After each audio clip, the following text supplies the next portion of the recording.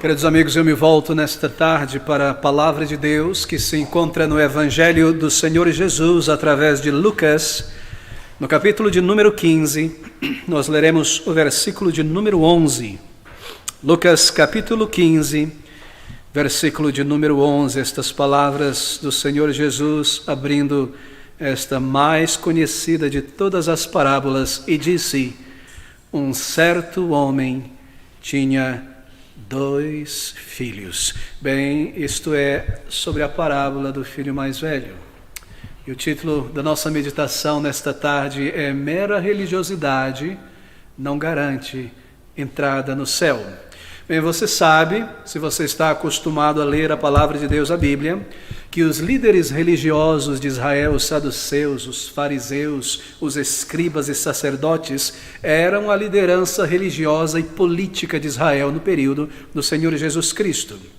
Eles eram homens religiosos e não somente isso, eles eram também os guardiões da lei de Moisés e da tradição dada pelos pais àquela nação. Mas esta liderança de Israel aqui neste período do Senhor e dos seus discípulos eram homens que tinham se afastado grandemente das verdades que receberam no passado, da lei de Deus e dos princípios da fé. Eram líderes que não somente tinham se afastado da palavra de Deus, como tinham alterado a interpretação da palavra de Deus, e feito isso a tal ponto que eles próprios, como pessoas religiosas, haviam se tornado os piores tipos de pessoas entre todos os judeus naquela nação religiosa. Aqueles líderes, eles nunca tinham entendido o significado da palavra graça. A graça de Deus, que Jeová, ele salva um homem, uma mulher pecadora, não pelos méritos, não pela bondade, pelas qualidades desta pessoa, mas que ele salva por graça, por misericórdia. O perdão, a misericórdia e a bondade flui do próprio Senhor, sem mérito algum na pessoa. Aqueles líderes não entendiam isso. Eles haviam se esquecido da mensagem do Antigo Testamento, que também é uma mensagem de graça, de que qualquer pessoa que virando as costas para seu pecado, se voltar ao Senhor Jesus Cristo em arrependimento, confiar nesta provisão de Deus para o pecador, que é Jesus Cristo, a sua vida, a sua morte e os seus méritos, será salvo, será perdoado, não importa a sua vida de pecados, quão longe essa pessoa tenha chegado, distante de Deus, que pela misericórdia de Deus, em arrependimento de pecados, por graça, pela graça de Deus, um pecador é salvo. Os fariseus nada sabiam sobre isso, porque eles nada sabiam sobre uma vida perdoada, uma vida transformada, a alegria interior íntima que um indivíduo tem, quando ele tem o peso da sua culpa removida de seus ombros. Eles nada sabiam disso. Eles não tinham esta experiência pessoal com Deus. Eles adoravam a Deus, mas eles não conheciam a Deus de uma maneira pessoal. Eles não confiavam na provisão do Senhor. Por isso eles não tinham experimentado a graça do Senhor. Ver outras pessoas sendo perdoadas, ver outras pessoas sendo transformadas, a alegria de ver homens e mulheres que viviam na pocilga do pecado, sendo lavados, sendo perdoados, sendo feitos novas criaturas. Eles nunca entenderam a graça de Deus na salvação, porque nunca entenderam que a salvação não está baseada em meu mérito, em minha pessoa, em meu pedigree religioso. E os fariseus, por não entenderem isso, eles persistiam em um tipo de religião que se resumia, na verdade, em cumprir meticulosamente os requerimentos daquela religião. Com todo o seu esforço, penosamente, se eles se mantivessem naqueles requerimentos, e também pelo fato de que eles tinham um pedigree de Abraão, então eles poderiam ter certeza, eles imaginavam que eles teriam um lugar no céu, que Deus estava contente e satisfeito com eles. Mas veja, quando eles começaram a ouvir o Senhor Jesus Cristo e a sua mensagem de salvação pela graça, eles não gostaram desta mensagem. Mas eles observaram que havia em Jesus Cristo sabedoria divina e poder divino.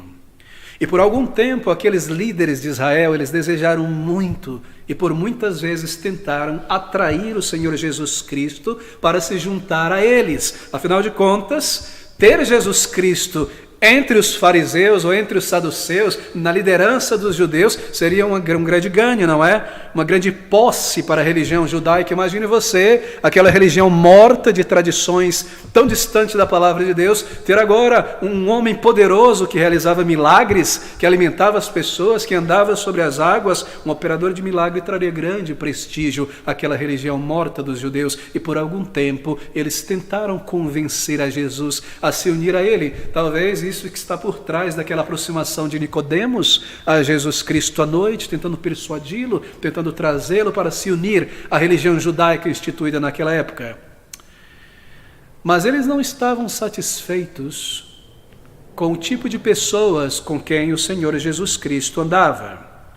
E vendo as pessoas que vinham a Jesus Cristo, e Jesus se dava a conversar com elas e a ensiná-las, eles começaram a murmurar desdenhosamente das pessoas e do Senhor Jesus Cristo. Nós vemos isso no versículo 1 e 2 do capítulo 15. Observe.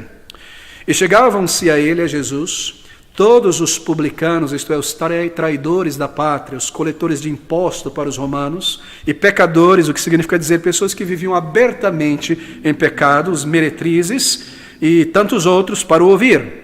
E os fariseus e os escribas murmuravam, dizendo: este recebe pecadores e come com eles. E é para confrontar a dureza do coração desses líderes judeus que o Senhor Jesus Cristo irá declarar esta parábola que nós acabamos de ler em nossa primeira leitura. Na verdade, ele confronta muito brandamente aqueles judeus com 3 parábolas. E essas parábolas são iniciadas aqui no início do capítulo 15. A primeira está no versículo 4, a parábola do bom pastor, ou do pastor da ovelha perdida, na verdade, não é do pastor que encontra a ovelha perdida. E então a segunda parábola, a partir do versículo 8, sobre a mulher que perdeu uma moeda de grande valor e deve procurar por esta moeda e encontrá-la. Então, por fim, esta terceira parábola a respeito de 2 filhos. Por elas, o Senhor Jesus Cristo está ensinando aquela liderança de Israel e aqueles judeus o significado da sua vinda a este mundo.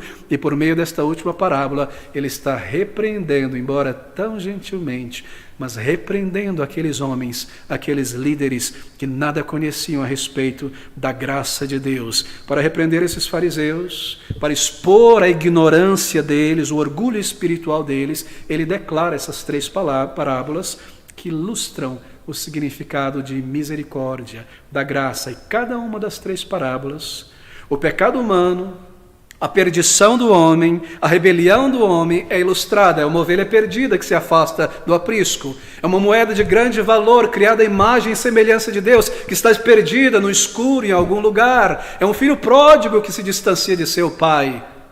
Em cada uma dessas parábolas, Deus representa o Senhor Jesus, aqui ilustra a condição humana de perdido. E em cada uma dessas parábolas também, a graça, a misericórdia de Deus em buscar o pecador, em achar o pecador, é representada que Deus é quem dá o primeiro passo. É o pastor que vai atrás da ovelha e a encontra ferida. É a mulher que varre a casa e ilumina em busca desta moeda. É o pai que vê o filho à distância e vai em direção a ele, o abraça e o beija, a misericórdia de Deus. E também, em cada uma dessas parábolas, o Senhor Jesus Cristo irá mostrar algo da ignorância humana, do orgulho espiritual de religiosos não salvos. E aqui ele irá confrontar, expor a ignorância daqueles judeus. Ele fala sobre a alegria de Deus pela conversão de pecadores. Ele fala sobre a alegria dos anjos em cada parábola, pela conversão de pecadores. Você percebe isso? O pastor de ovelha volta e se alegra com seus amigos. Uma representação da alegria no céu, pela conversão de um pecador. Estava morto, foi achado. A mulher que acha a grande moeda, a moeda de grande valor, reúne as vizinhas e as amigas e se alegra por ter encontrado. E aqui também o pai se reúne com a família e os servos e se alegra por um filho pródigo que retornou. Não é maravilhoso, queridos amigos? Quem poderia alguma vez ilustrar a situação humana, o amor de Deus e a graça, isto é, que a salvação vem do Senhor a pobres pecadores necessitados, senão o Senhor Jesus Cristo? As parábolas de Jesus são maravilhosas. Entenda isso. Cada parábola do Senhor Jesus Cristo é salvífica, traz uma mensagem de salvação. Cada parábola do Senhor Jesus Cristo ilustra a condição do homem, a maneira de entrar no reino de Deus, a maneira como Deus opera a salvação. Elas não são meras historinhas com fundo moral, não, são poderosas ilustrações da graça de Deus, do estado humano. Em cada uma delas aqui o Senhor Jesus Cristo representa estes elementos. E então, para mostrar o coração de Deus, para divertir os líderes, que eles também, aqueles líderes, precisavam de arrependimento, de buscar a misericórdia, a graça de Deus para a salvação. Veja você, na última das 3 parábolas, a parábola dos 2 filhos, o Senhor Jesus Cristo está ilustrando a atitude pecaminosa dos líderes de Israel e os chamando ao arrependimento. Lembre-se, estas parábolas, elas são ditas, são declaradas, dirigidas aos líderes de Israel. Elas não são dirigidas aqui primariamente aos pecadores publicanos, mas aos líderes. Veja o versículo 2 e o versículo 3 do capítulo. E os fariseus e os escribas murmuravam, dizendo: este recebe pecadores e com eles, come com eles. E ele lhes propôs esta parábola, dizendo... Eu gostaria que você colocasse agora toda a tua atenção neste registro, para compreender o que o Espírito Santo está dizendo aqui. Porque você e eu, meu querido amigo, minha querida amiga, você e eu, estamos representados nesta parábola de uma forma ou de outra. Veja comigo, o Senhor Jesus então responde àqueles homens dizendo esta parábola, versículo de número 11, e disse: um certo homem tinha 2 filhos. Bem, são 2 filhos na parábola do Senhor Jesus Cristo, na ilustração, porque Jesus tem um propósito duplo nesta parábola, daí 2 filhos. A parábola será para mostrar o amor de Deus, a compaixão do Senhor Jesus Cristo por meninos e meninas, homens e mulheres, jovens, que um dia param, encaram o estado pecaminoso do seu coração e buscam o Senhor por salvação, por misericórdia. E isso nós sabemos, que é isso que ele está representando, porque isso é representado no primeiro filho da parábola, chamado filho pródigo, apelidado de o filho pródigo. E a sua repreensão aos fariseus, pela sua atitude, a sua censura aos pecadores, a sua falta de compaixão, o seu orgulho espiritual, a sua dureza de coração, veja você, é representado no segundo filho descrito na parábola como o filho mais velho. E disse: um certo homem tinha 2 filhos. A parábola se abre com o primeiro dos filhos, aquele que nós apelidamos aqui de pródigo, o filho pródigo, versículo de número 12. E o mais moço deles disse ao pai: Pai, dá-me a parte dos bens que me pertencem. E ele repartiu por eles a fazenda. Você percebe quão brusco, quão direto é o pedido do filho? A parábola é aberta com referência a 2 filhos, filhos que não eram gêmeos, a um filho mais velho, nós sabemos que não eram gêmeos. E também 2 filhos, 2 irmãos, que não formavam uma boa dupla, havia atrito entre eles, havia dissensão entre eles, é perceptível isso na narrativa. O mais novo, nós lemos, disse ao pai: Pai, dá-me a parte dos bens que me pertence, e ele, o pai, repartiu por eles a fazenda.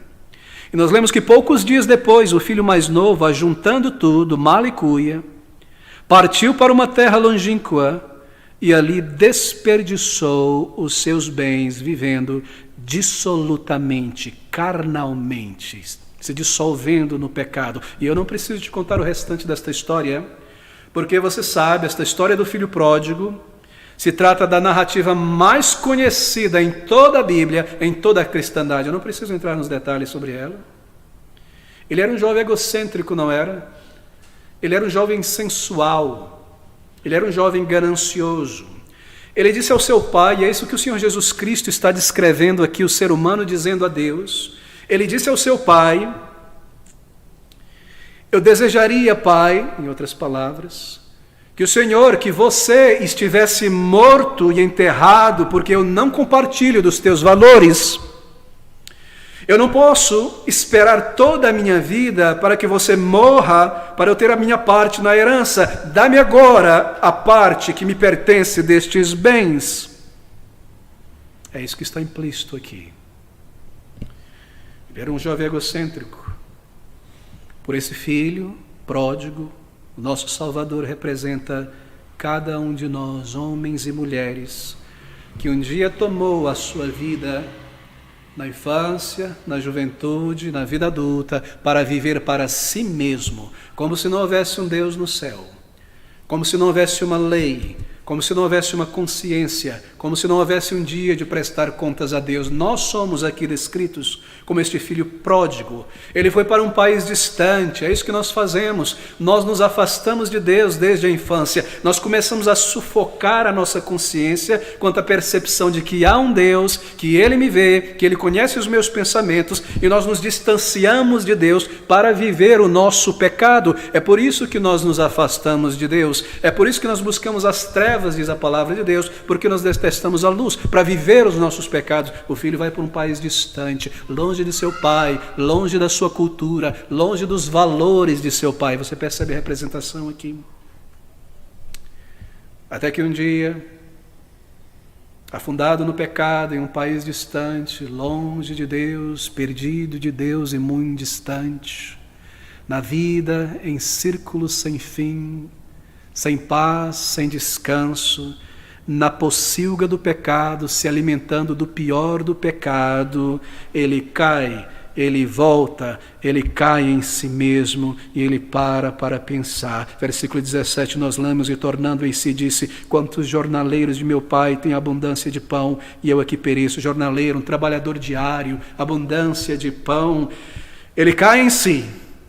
Ele percebeu a sua culpa, a sua rebelião, ele percebeu o seu egoísmo, ele percebeu o seu orgulho, e então arrependido ele diz a si mesmo, aqui começa o seu arrependimento, quando Deus abre os seus olhos: eu pequei contra Deus, meu Pai.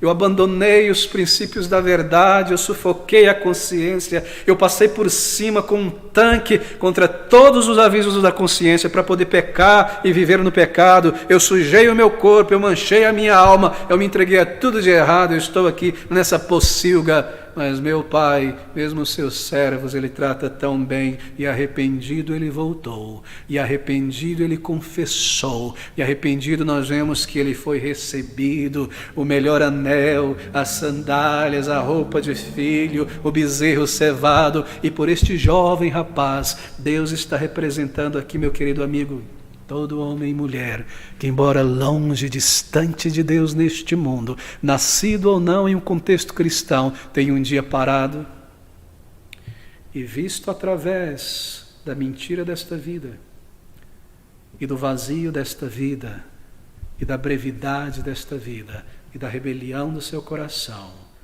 e clamado a Deus: salva-me, Senhor, leva-me a um lugar de arrependimento aos pés de Cristo. Dai-me vida em meu coração, faz de mim um filho de Deus. Aqui está Jesus representando uma parcela imensa de pessoas, uma parcela gigantesca de pessoas que um dia viram a sua culpa, encararam seus pecados e clamaram a Deus por misericórdia, voltaram, assim por dizer, aquele senso e a consciência de que há um Criador e eu possuo uma alma eterna, e buscaram na palavra de Deus, onde Deus fala, o caminho de reconciliação e perdão com Deus. Por esse filho mais novo, o Salvador representa cada um de nós, arrependido, retornando talvez, mas talvez nesta tarde você sinta que este filho pródigo, ele não descreve a tua vida.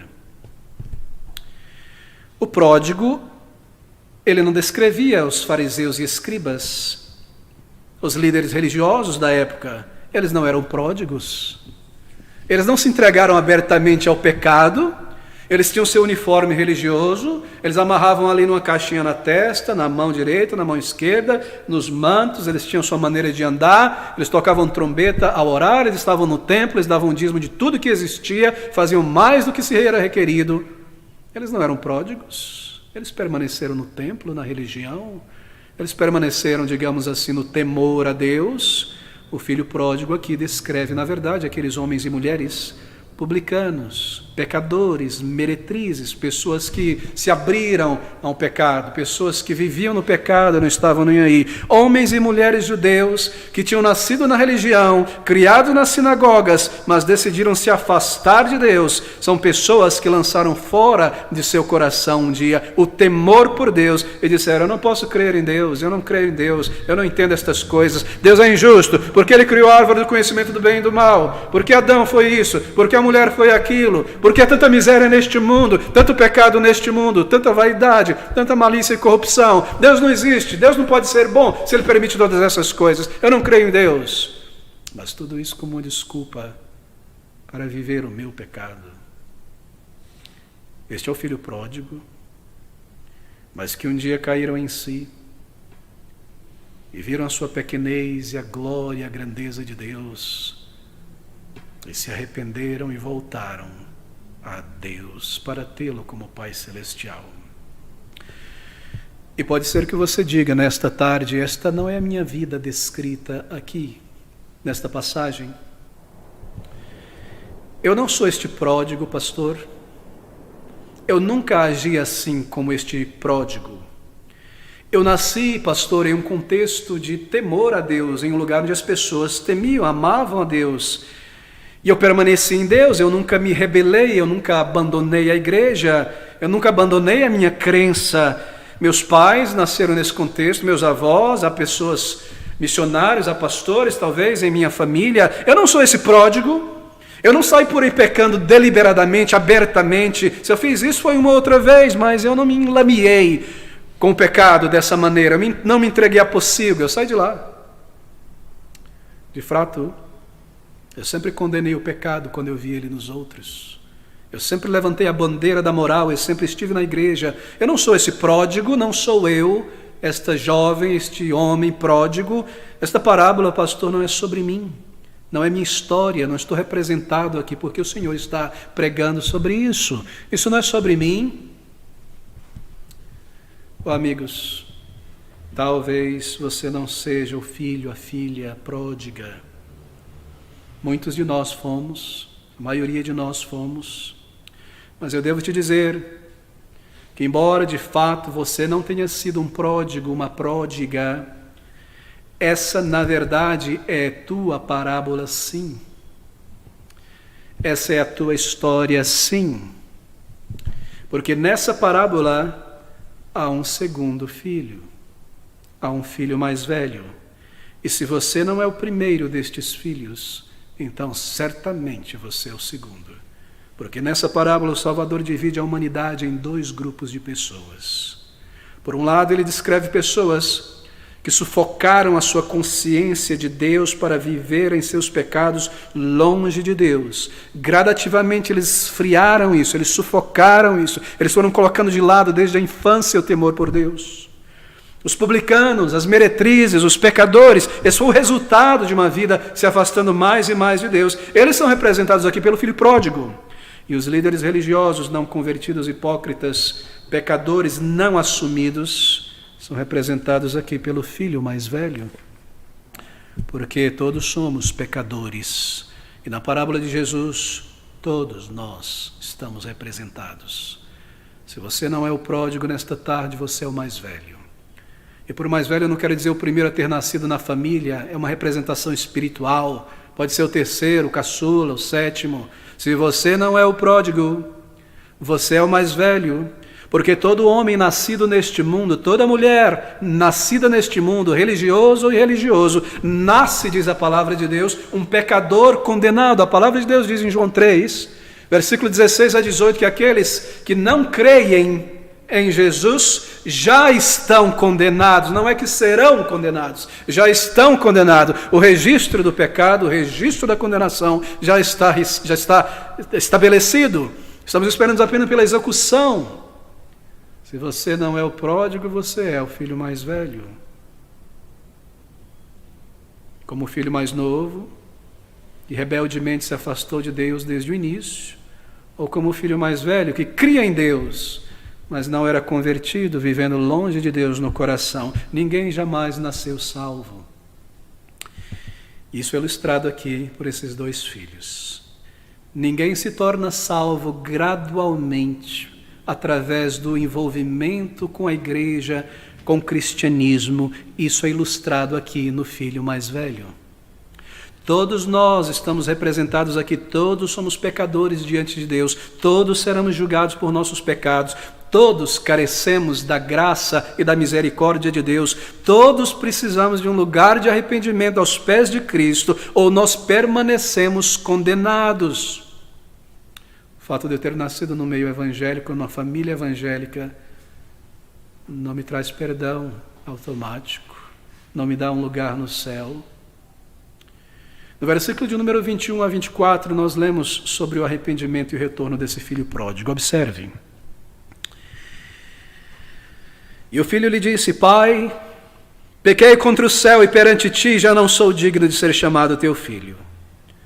Mas o pai disse ao seu servo: Trazei depressa a melhor roupa e vestilho, e ponde-lhe um anel na mão e sandália nos pés, e trazei o bezerro cevado e matai-o, e comamos e alegramo-nos, porque este meu filho estava morto e reviveu.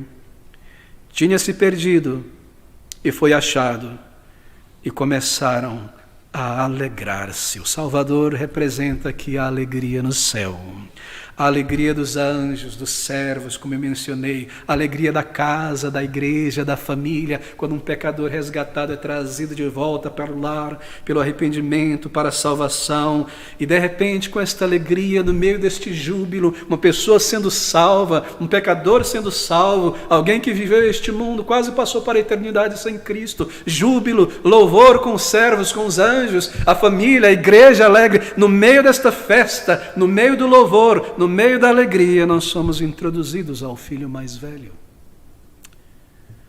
Versículo de número 25. E o seu filho mais velho estava no campo, e quando veio e chegou perto de casa, ouviu a música e as danças. E chamando um dos servos, perguntou-lhe: que era aquilo?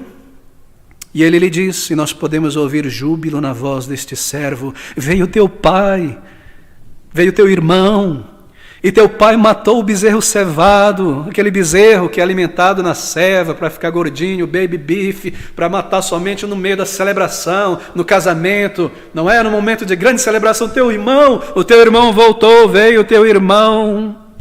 Teu pai matou o bezerro cevado porque o recebeu são e recebeu salvo, são no corpo, são na mente, arrependido e salvo, senão não seria são e salvo. Mas ele se indignou e não queria entrar. Que contraste, que contraste. A resposta do filho mais velho é a mesma dos fariseus e escribas, você percebe, dos líderes religiosos não convertidos da época. Eles não tinham qualquer simpatia pela alma de outros judeus, publicanos, pecadores, meretrizes, que haviam encontrado perdão, arrependimento e uma nova vida. E o filho mais velho não tinha qualquer simpatia pelo retorno de seu irmão perdido. Por quê? Porque como os fariseus e os escribas, o filho mais velho, ele estava cheio de autojustiça. Ele nunca entendeu o significado da graça de Deus. Que Deus salva o pior dos pecadores, que se arrepende de verdade aos pés de Cristo e põe fé no Salvador, não por méritos próprios. No quê? O quê? Quantas vezes eu já ouvi isso? Ao final de um estudo bíblico com alguém, você está me dizendo, o Senhor está me dizendo, que o fulano pode pintar e bordar, e se no último minuto ele se arrepender, está salvo? Ah, eu não aceito isso, não. Isso não é para mim, não. Você já ouviu isso? São filhos mais velhos, que não conhecem o significado da graça de Deus. Ele nunca entendeu que Deus salva o pior e mais vil e mais sujo dos pecadores, quando este se arrepende, mesmo na cruz, mesmo no último minuto, e põe a sua fé por inteiro e a eternidade da sua alma em Jesus Cristo Salvador. Ele não entendia, porque ele nunca tinha, até aquele momento, experimentado pessoalmente a graça e a misericórdia de Deus. Para ele, salvação viria como resultado de uma vida justa. O resultado de uma vida sincera na religião, abraçar a religião, ser batizado, seguir pelos meandros da religião, se comportar bem, fazer o seu melhor. Ao final de uma vida assim, meio purgada, limpinha, Deus me daria o galardão da salvação. Assim cria este filho mais novo. Ele representa os fariseus, e ele representa todo homem e mulher religioso que nunca experimentou a graça de Deus por meio do arrependimento e fé. É você, o filho mais velho. É você representado aqui como uma pessoa cheia de autojustiça própria, bom cristão, mas que nunca, de fato, encarou o teu pecado, encarou a tua necessidade de perdão, encarou que este perdão de teus pecados só virá a você e você somente sentirá e saberá quando você dobrar o joelho como um pecador arrependido diante de Deus. Será que você até hoje não entendeu a essência da mensagem cristã, a mensagem da Bíblia, meu querido amigo? Que todos nós já nascemos pecadores e já nascemos condenados. Talvez por isso você não seja como o pródigo. Talvez por isso essa parábola do filho mais velho te represente. Os fariseus e escribas, eles vieram a Cristo reclamar com ele que ele estava na companhia de pessoas erradas. E o Senhor Jesus Cristo responde: eles são o tipo de pessoas erradas para quem eu devo pregar. Agora, na parábola do filho pródigo, agora deixe-me mostrar quem são vocês. Então ele introduz o filho mais velho. Considere por um momento este filho mais velho. Versículo 25. E o seu filho mais velho estava no campo, e quando veio e chegou perto da casa, ouviu a música e as danças. Parece que ele não sabia que tinha uma festa acontecendo. Ele estava cuidando do campo, do gado, distante. Não sabemos se ele estava a alguns dias de viagem de distância, e quando chegou desta viagem, cuidando das ovelhas, do gado, verificando as terras da família, quando ele chegou, havia festa. Parece que ele não sabia. Versículo 26, e chamando um dos servos, perguntou-lhe: o que está acontecendo? Que era aquilo? Som de festa e música e alegria. Ele não quis entrar na casa para ver o que estava acontecendo. Ele era um filho. Ele desconfiou de seu pai. O que meu pai está fazendo? Eu não soube dessa festa. Versículo de número 27. E ele lhe disse: veja a alegria no servo em suas palavras. Veio teu irmão, e teu pai matou o bezerro cevado, porque o teu irmão voltou vivo. Nós o tínhamos como morto, como perdido, mas ele voltou são e salvo. Nas outras duas parábolas, a alegria dos amigos com o pastor, a alegria da mulher e das vizinhas com ela ao encontrar a moeda perdida. Mas aqui está a alegria deste servo, representando anjos, os anjos que se alegram por um pecador arrependido. Mas veja o versículo 28. Mas ele se indignou e não queria entrar. Ele se indignou, ele se irou. A palavra é muito forte no original. Ele rangeu os dentes de repente e fechou a face. Ele se indignou e não quis entrar.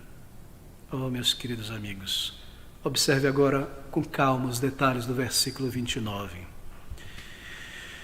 E saindo o seu pai, rogava-lhe que entrasse com ele. Mas respondendo ele, disse ao pai: eis que te sirvo há tantos anos, sem nunca transgredir o teu mandamento. Bem, vamos dar esse mérito a ele. Será que nunca transgrediu? E nunca me deste um cabrito para me alegrar com os meus amigos. Eis que te sirvo há tantos anos. Cada palavra pelo Senhor Jesus é escolhida.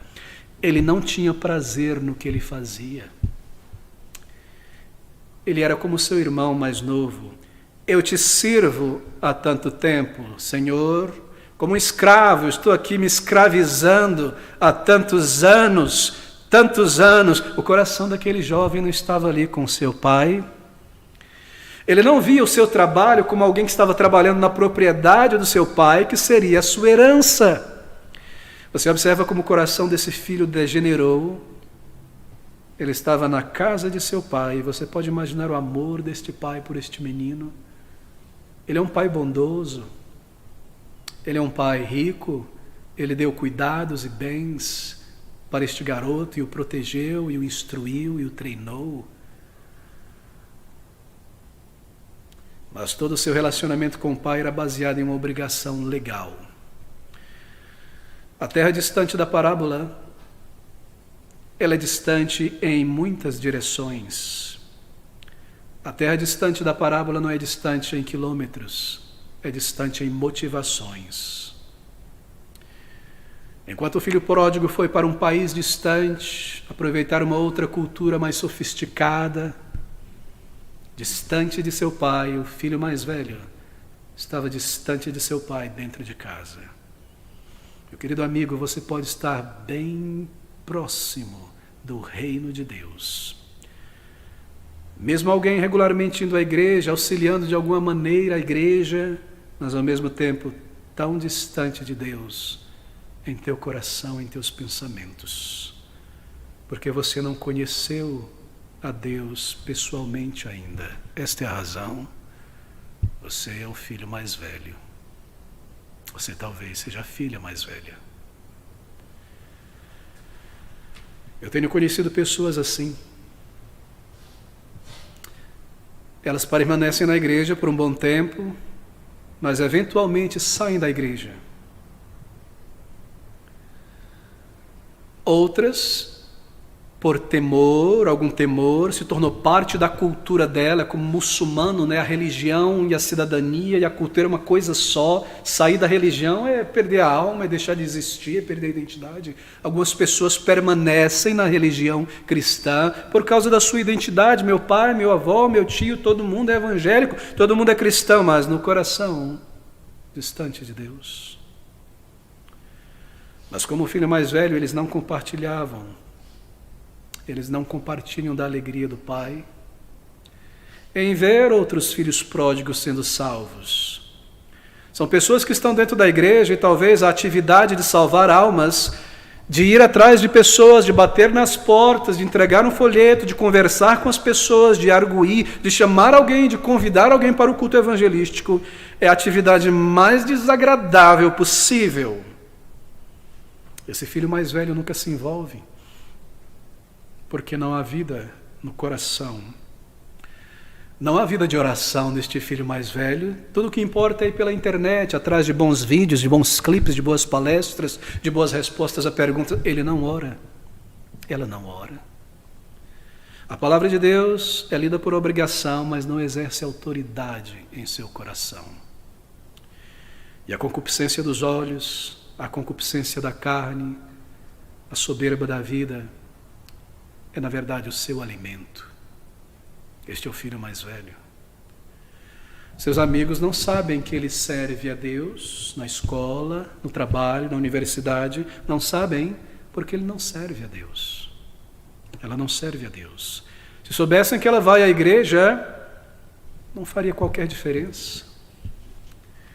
Seus princípios bíblicos não afetam os não salvos, porque não há vida de Deus na alma deste filho mais velho. Ele é o filho mais velho.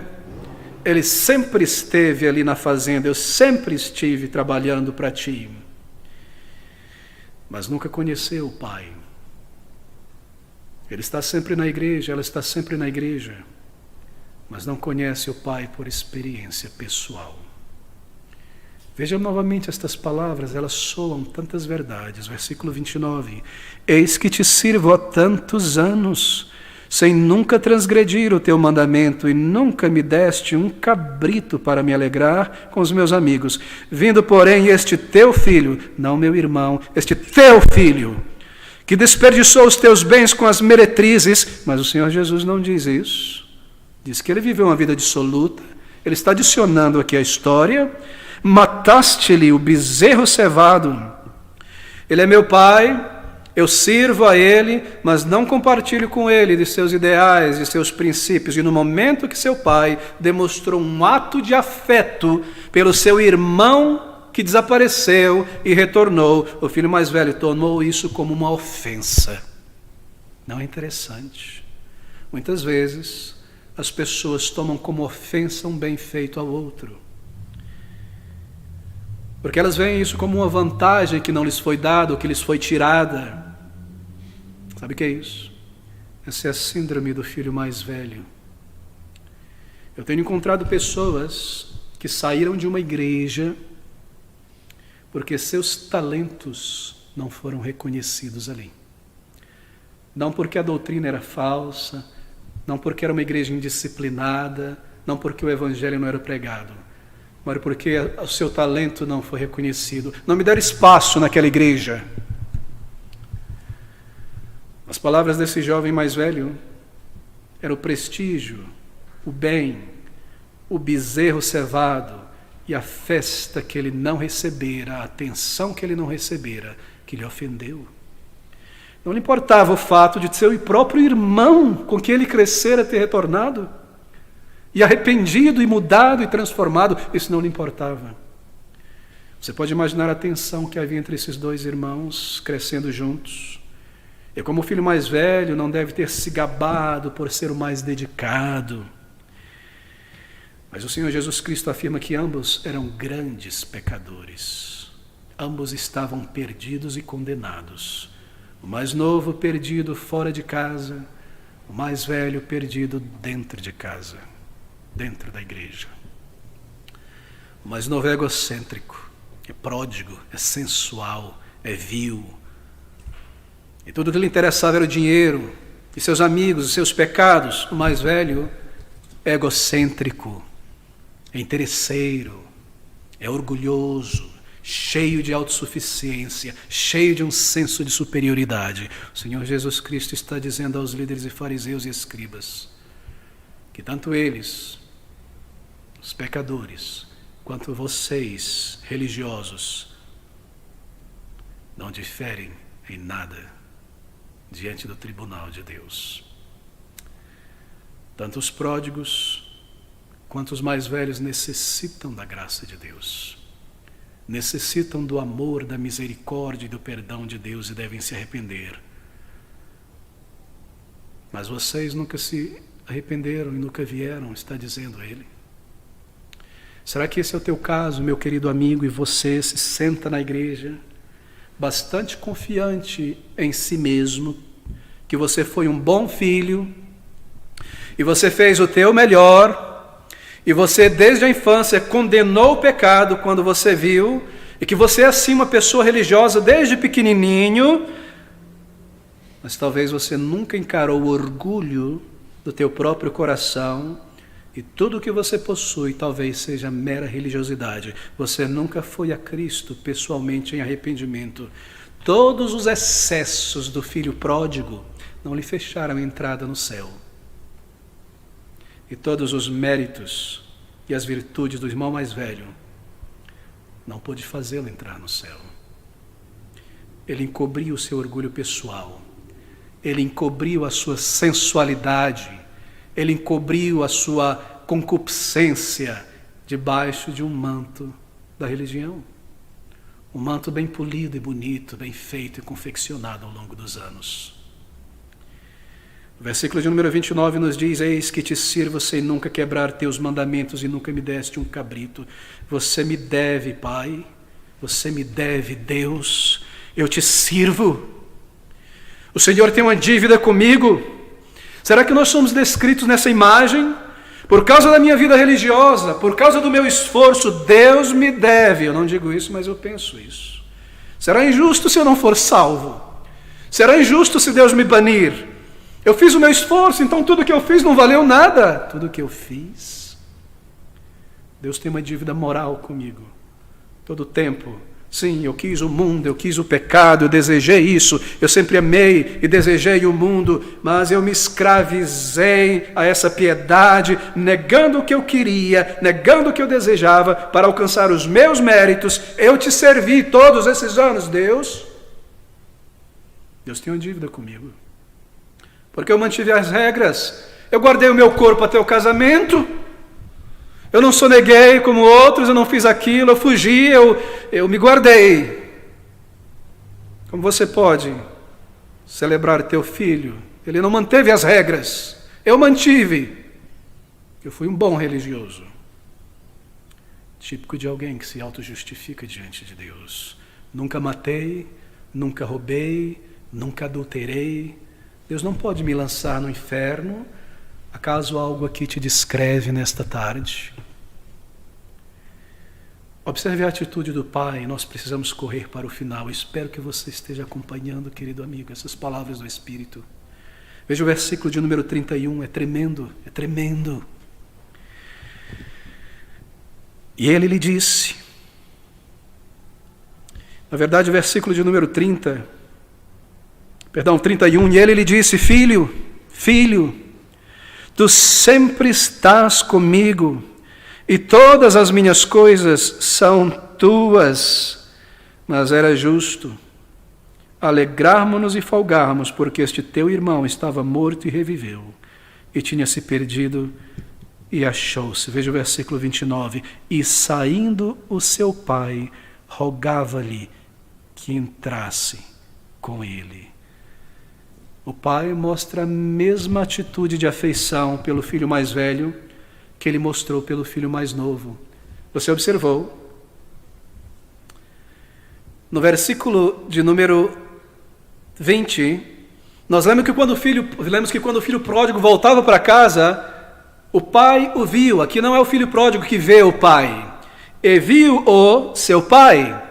E o seu pai sai de seu lugar, movido de íntima compaixão, e o encontra no caminho, correndo, lançou-se-lhe ao pescoço e o beijou. Versículo 29. E saindo o seu pai, rogava-lhe.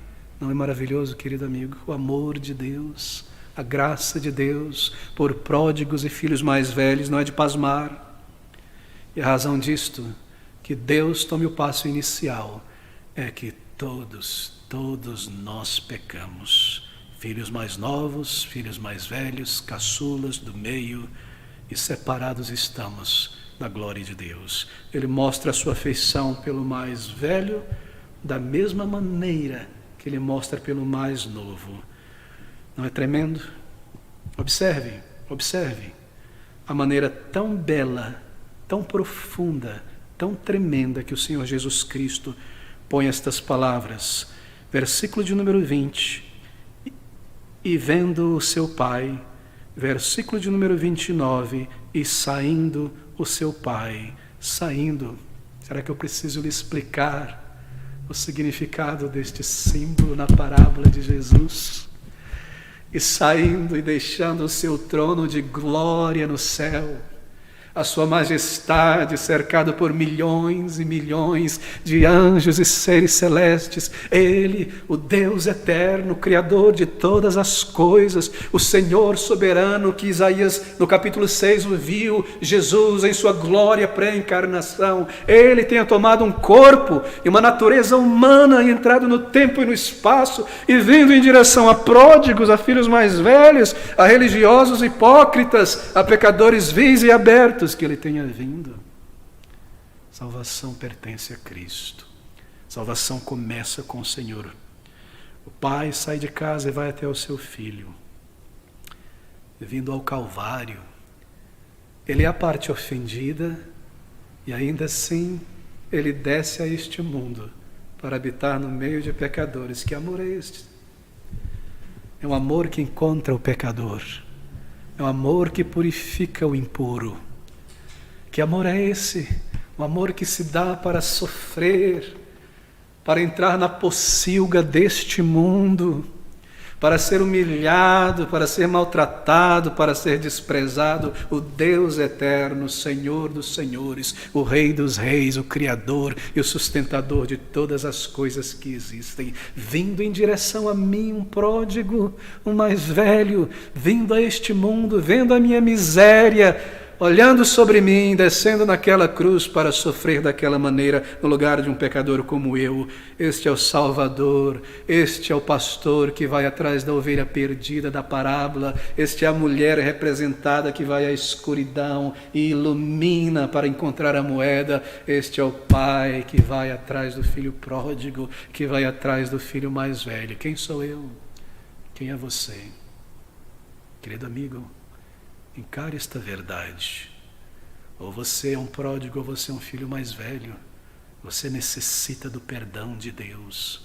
Você necessita encarar os teus pecados e se aproximar. E ele sai, observe como maravilhosa é a maneira como o Senhor coloca. E ele lhe disse, versículo 29, perdão, e saindo seu pai, rogava-lhe que entrasse. Rogava-lhe. Sabe o que é isso? Isso é o Evangelho. Isso é o que eu estou fazendo nessa tarde. Da parte de meu Senhor e Salvador. Eu te rogo, meu amigo, eu te imploro, não lance a tua alma no inferno. Jovem, menina, rapaz, Senhor, não lance, eu clamo, eu rogo, eu insto, oh, como eu desejaria que você entendesse isso. Que em poucos minutos ou em poucos dias você irá partir desta realidade para a presença do teu Criador, para prestar contas a Ele, e talvez você não esteja pronto. Pessoas morrem na infância, pessoas morrem na vida adulta e na velhice, a todo tempo, a toda hora, em todo momento. Como eu te rogo que você considere e examine teu coração. Deus enviando o seu Evangelho que será proclamado até o final, rogando, chamando, instando, urgindo, o Evangelho pregado e testemunhado por pessoas salvas na palavra de Deus. Deus está rogando com você, filho mais velho, filho mais novo, que você encare a tua condição de pecador, o teu estado de não convertido, e Ele vem até você nessa parábola para te mostrar que você precisa ser salvo. Eu temo por você, porque você é uma pessoa respeitável, e você fez o teu melhor, e você não se entregou por inteiro ao pecado quando teve a oportunidade. Isso é verdade. Você manteve as regras da casa e as seguiu, e deveria ter feito isso mesmo. Mas você está longe de Deus em teu coração, em tua alma. Eu não estou falando aqui de levantar a mão, ir na frente, aceitei a Jesus, ou de ser batizado na infância, ir a Cristo como um pecador, sujo, culpado, e dobrar o joelho diante dele, clamar por misericórdia. Isso é ir a Cristo, pela fé, em arrependimento. Você está tão distante de Deus quanto este filho mais novo, ou quanto o filho mais velho. Essa é a nossa realidade. E esta parábola é para ensinar que sem salvação não há céu, não há vida eterna com o Senhor. Meu querido amigo, todo o ensino desta parábola está revelando o amor de Deus. Se somente você encarar a tua pecaminosidade, se somente você encarar a tua culpa e ir ao Senhor em teus joelhos, em arrependimento sincero e confissão, eu posso lhe garantir, Ele te salvará. Ele me salvou, e que pecador eu fui. E que pecador eu fui. Eu fui uma mistura de pródigo e mais velho. Oh, meus queridos amigos, aquele filho mais velho, ele tinha uma compreensão incorreta sobre Deus. Ele não conhecia Deus, ele pensava que Deus estava preocupado apenas com o exterior, com a regularidade, a fidelidade religiosa, fazer o seu melhor. Parecia não perceber que Deus lê o coração. Ele vê os teus pensamentos. Ele sabe o que você fez toda esta semana, quando ninguém viu, quando você encosta a cabeça no travesseiro e tudo está escuro, os teus pensamentos estão diante dele. Ele não entendia isso. Ele tinha uma visão errada da religião, Religião para ele era para lhe salvar e lhe manter salvo. Não, querido amigo. Religião é o fruto, é o produto da salvação. Religar, religião, ser ligado, depois que nós somos ligados a Deus, então verdadeira religião flui do coração. Amor por Deus, uma vida de oração, amor pela palavra, amor pelos irmãos, alcançar almas e não o contrário. Antes da conversão, nós consideramos a religião o meio de ser salvos, não é? Porque nós não estamos salvos, mas somos religiosos. A religião e a igreja é um peso, é difícil, eu tenho que ir, eu tenho essa obrigação, mas na conversão, santidade, santificação, estar com o povo de Deus é um prazer. Porque a religião se tornou agora um relacionamento vivo e real com Deus. Ele tinha uma visão errada da graça de Deus. Deus se agrada e salva aqueles que se esforçam e fazem o melhor. Não, Deus salva pecadores que reconhecem os seus pecados. Se você é um filho pródigo, ou se você é um filho mais velho, você precisa de conversão. Você precisa entender e encarar o fato de que ter nascido na igreja não lhe salva automaticamente. Que dar uma resposta física a um apelo não salva. Que ser batizado não lhe salva. Seja você um pródigo ou mais velho. Pense sobre isso, eu concluo aqui. E se você for um ouvinte inteligente, você perceberá que há uma advertência na parábola de Jesus. Sabe por quê? Porque o filho mais novo, o pródigo, ele se arrependeu, confessou, clamou por misericórdia e foi salvo. E houve alegria no céu por uma conversão verdadeira. Mas o filho mais velho, a parábola termina e nós não lemos que ele tenha se arrependido, que ele tenha se convertido. Mas entenda isso. O Senhor deixou a parábola em aberto. E eu desejo crer que este filho mais velho tenha ouvido a voz do seu pai e sentido o seu pecado, o seu orgulho, a sua vileza, e pedido perdão a seu pai, e se reconciliado com seu irmão, e tenha entrado na casa, e tenha sido salvo, e salvo para sempre. É você um filho pródigo, ou um filho mais velho? Ouça a voz do Senhor Jesus, e creia nele. Vamos orar juntos. O eterno e glorioso Deus e Pai de misericórdias, vem, Senhor, e abre os olhos espirituais de todo homem e mulher que hoje ouviu a Tua palavra. Quebra a dureza de um coração frio e autodeterminado. Traz, Senhor, de volta o sentimento e a percepção do pecado. Faz-nos ver quão distante podemos estar de Ti, mesmo tão perto. E se ainda não buscamos aos Teus pés, em vergonha, em tristeza, em arrependimento, o perdão do Senhor, leva-nos então, leva-nos antes que seja tarde, e tenhamos que subir e partir para a Tua presença. Vem, Senhor, e salva-nos. É o que te rogamos em nome do Senhor Jesus e para o Teu louvor. Amém.